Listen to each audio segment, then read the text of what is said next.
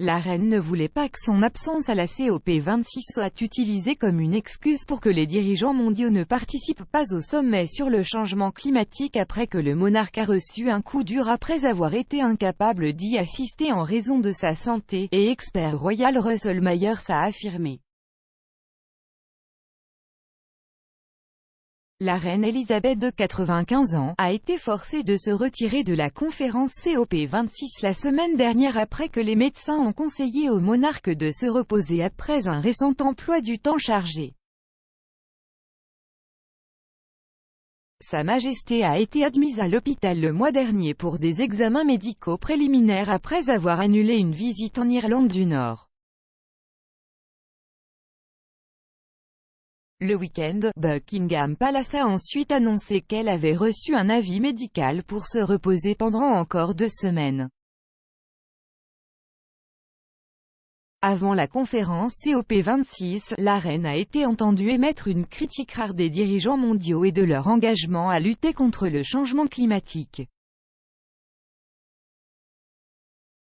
Alors qu'elle ouvrait le Parlement gallois à Cardiff en octobre, les microphones ont capté les commentaires de la reine à la duchesse de Cornouailles et à la politicienne galloise Elin Jones.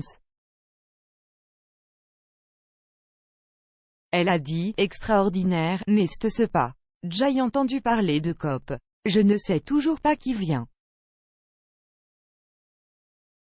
Aucune idée, nous ne connaissons que les gens qui ne viennent pas.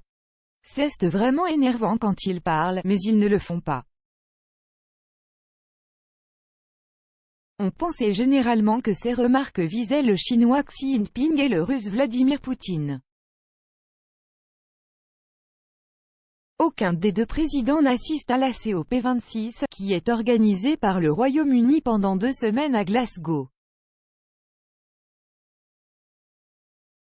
La reine aurait également visé le Premier ministre australien Scott Morrison avec ses remarques. Sa présence à la conférence avait été confirmée le lendemain de ses commentaires et au milieu d'une opposition nationale importante à la politique de son gouvernement sur le changement climatique.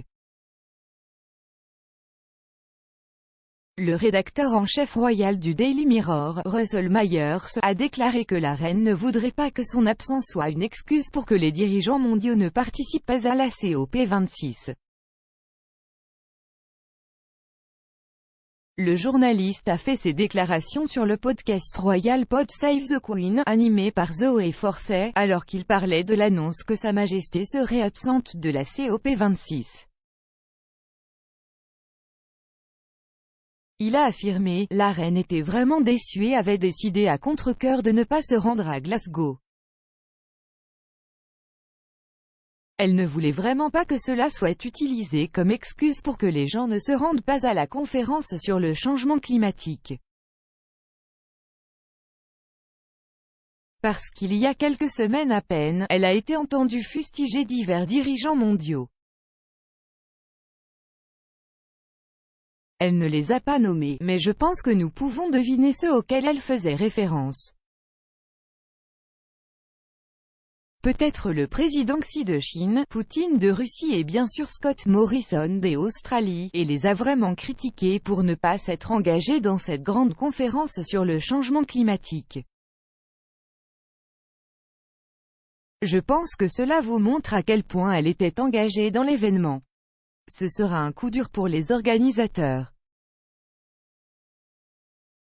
Assez intéressant, Scott Morrison avait confirmé qu'il allait y assister et à quel point il était excité de pouvoir rencontrer à nouveau la reine.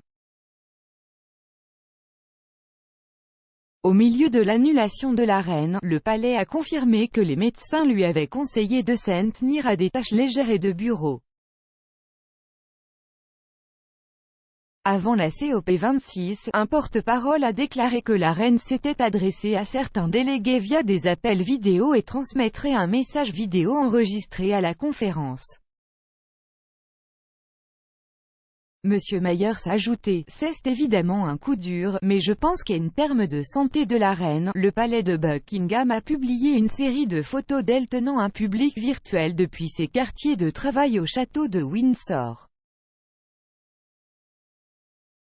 Elle a été vue en train de saluer et de discuter avec l'ambassadeur de Corée du Sud. Et donc, elle avait l'air très vive sur les photos, elle n'avait pas l'air malade.